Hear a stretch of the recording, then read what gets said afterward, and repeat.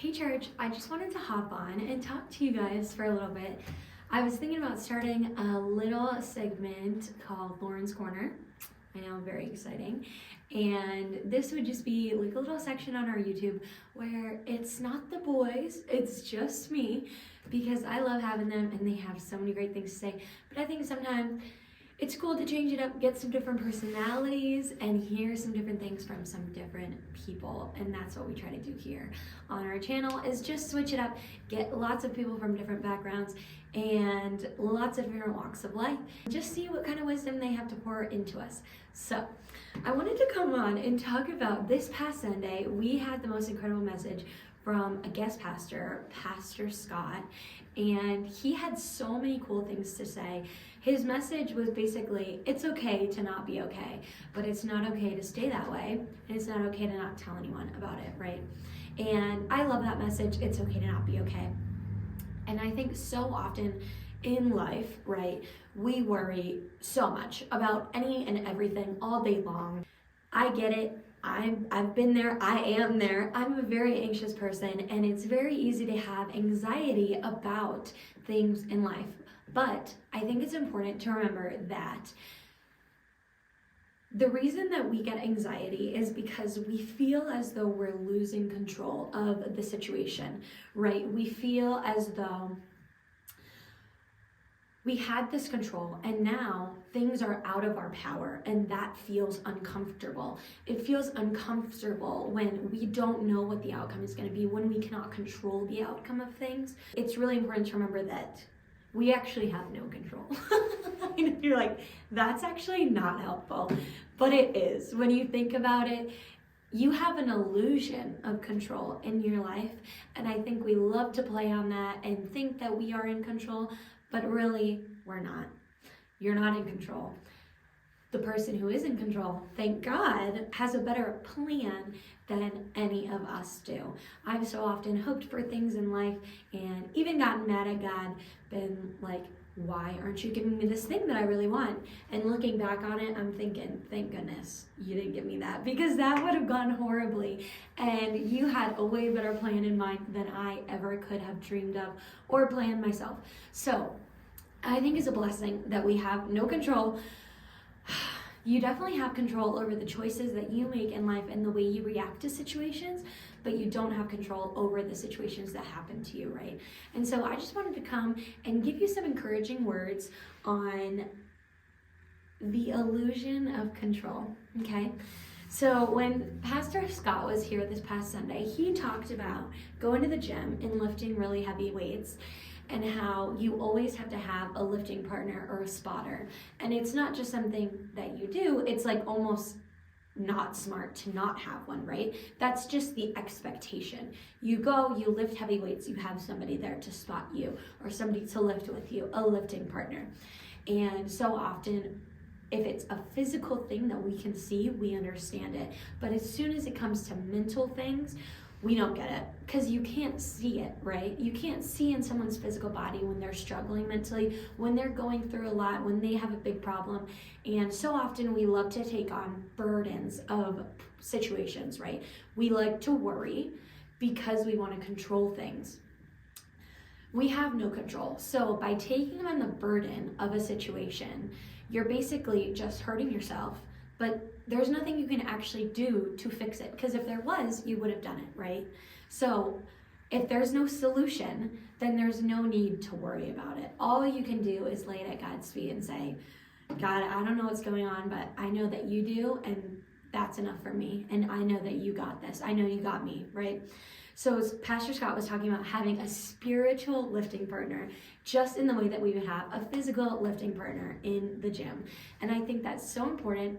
Here at New Hope, we have made a place for small groups to thrive, because we understand that it's hard on a Sunday to go up to a random person and be like, hey, we should be friends. You seem cool.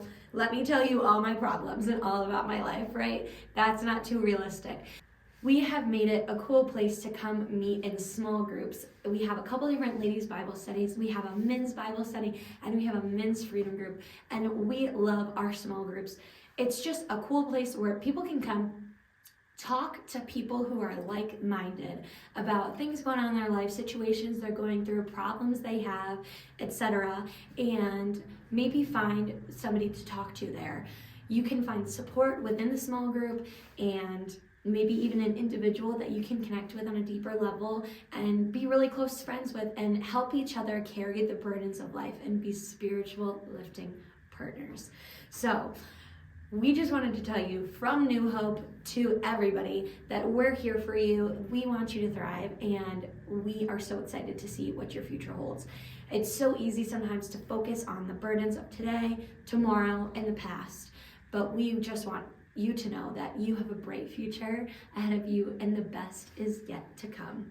So I wanted to share a couple of verses with you that are just reminders about why worrying doesn't really help, and what to do when you just feel like you're stuck in that cycle of worrying and nothing's coming out of it, right? So first I want you to open up to Matthew 6:25. It says, "Therefore I tell you, do not worry about your life, what you will eat or drink, or about your body, what you will wear. Is not life more important than foods, and the body more important than clothes? Look at the birds of the air. They do not sow or reap or store away in barns, and yet your heavenly Father feeds them. Are you not much more valuable than they? Who of you by worrying can add a single hour to his life?" Who of you by worrying can add a single hour to his life? None of us. Worrying does not extend our life. It doesn't change things. It doesn't help you. It doesn't help your mental health. It doesn't help the people around you. So I challenge you today, right now, that if you're worrying, I want you to lay it at the feet of Jesus, because he's really the only one that can help with the burdens. We're called to share with each other. That's true as Christians, but really the person that you can find true rest in, true soulful rest in, is Jesus Christ, right? God himself. So in Matthew 11:28, it says, "Come to me, all who are weary and burdened, and I will give you rest." I will give you rest. Come to me. Not, hey guys, if you're feeling like it, maybe please come over here. No, it's come to me, a command, right? Come to me and I will give you rest. Jesus will give your soul rest. If you come to him with the problems, with the burdens, with the things that are weighing you down, he will give you rest. It says, "Take my yoke upon you and learn from me, for I am gentle and humble in heart, and you will find rest for your souls. For my yoke is easy and my burden is light." Jesus doesn't want you to have a heavy burden, right? He wants you to have a light burden. He wants you to go through life and be happy. He loves you. We didn't earn his love. There's nothing we could do to earn it, right? He died on the cross for your sins so that you could have a shameless, fearless life on earth and then in heaven for eternity. In Psalm 23:2-3, it says, "He makes me lie down in green pastures. He leads me beside quiet waters. He restores my soul." He restores my soul. Right? And we love to sing that on a Sunday. Coming out of our worship series, there's so many things within our worship songs that we're saying, right? It is well with my soul, right? But to take those things seriously and to think he restores, right? He restores your soul. He can and he will, and he is the only one that truly has the power to do it. So bring your burdens, lay them at the feet of Jesus, and he will restore your soul. Going further in Psalm 62:1-3, "My soul finds rest in God alone. My salvation comes from him. He alone is my rock and my salvation. He is my fortress. I will never be shaken." If you lay the foundation of your life on Jesus, that is a firm foundation. He will help you, right? You will not be shaken by any storm that comes. Hey, that's okay. No problem. I got something even better than the storm to get me through it. In Jeremiah 6:16, he says, "Ask where the good way is and walk in it, and you will find rest for your souls." Oh, I just love the idea that it's not physical rest, right? That we're always needing. Sometimes it is, but it's soul rest. It's soul deep level rest that we seek out in our day-to-day lives, that we need.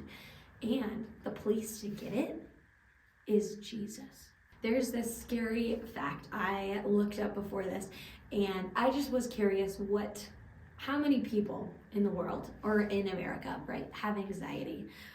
Anxiety is the highest reported mental health issue in America, with 42.5 million Americans reporting that they have anxiety. That is such a startling number, but so easy to believe, right? I don't think I could pull anyone off the street and they'd be like, oh yeah, I'm anxious. I'm anxious about yesterday, today, tomorrow, the next day, everything that's ever happened, everything that's going to happen, because we love to worry, right? We love to have anxiety over things. And you're probably like, I don't love to have it. Then why do you? You know?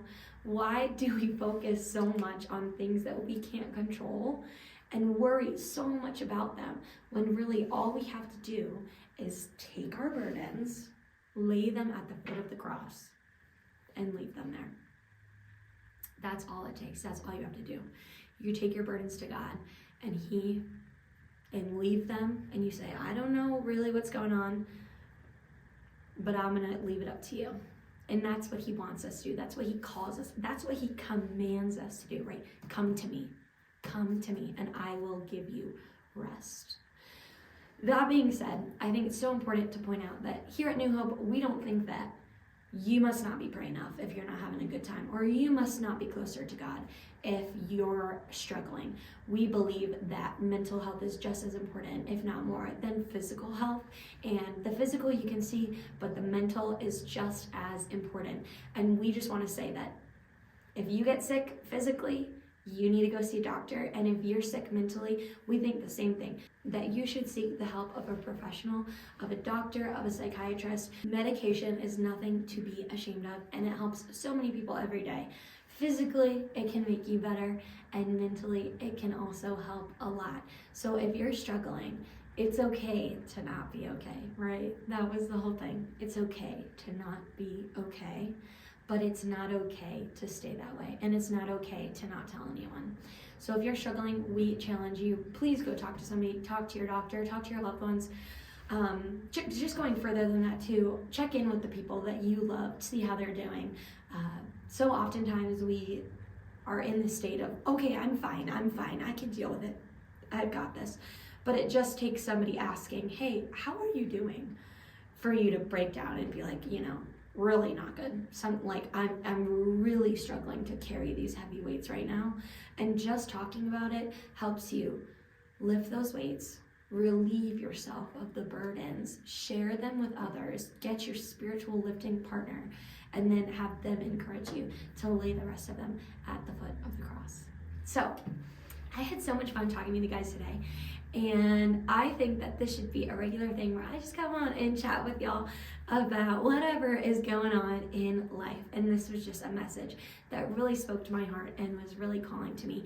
I think I needed to hear it, and I hope that you could derive some wisdom from this talk that we had. If you have not been here on a Sunday yet, I would love to invite you personally to our Sunday service at 9:30 a.m. This Sunday, we actually have the Thanksgiving potluck happening after service. So that'll be some good eats and some really yummy food and some great conversation. So if you need somebody to sit with, come on by. I am happy to sit with you at service, and we would just be so grateful to have you there with us on Sunday. If you're out of state, catch us online. We have live services every Sunday as well. I just want to leave us with the thought that if you're in a tough place today, right? If you're worrying, if you're anxious, I just want to say, you're not alone. We're here for you. I'm with you, right? I'm in that boat with you. And I just want to challenge us all to bring it to God today in brutal honesty. Hey, this is what's going on, right? Not hiding anything. Because the truth is, as much as we love to sugarcoat things to God, He knows the real truth, right? And so if you just fully, blatantly tell God, I'm really worried about this. I need you to take care of it.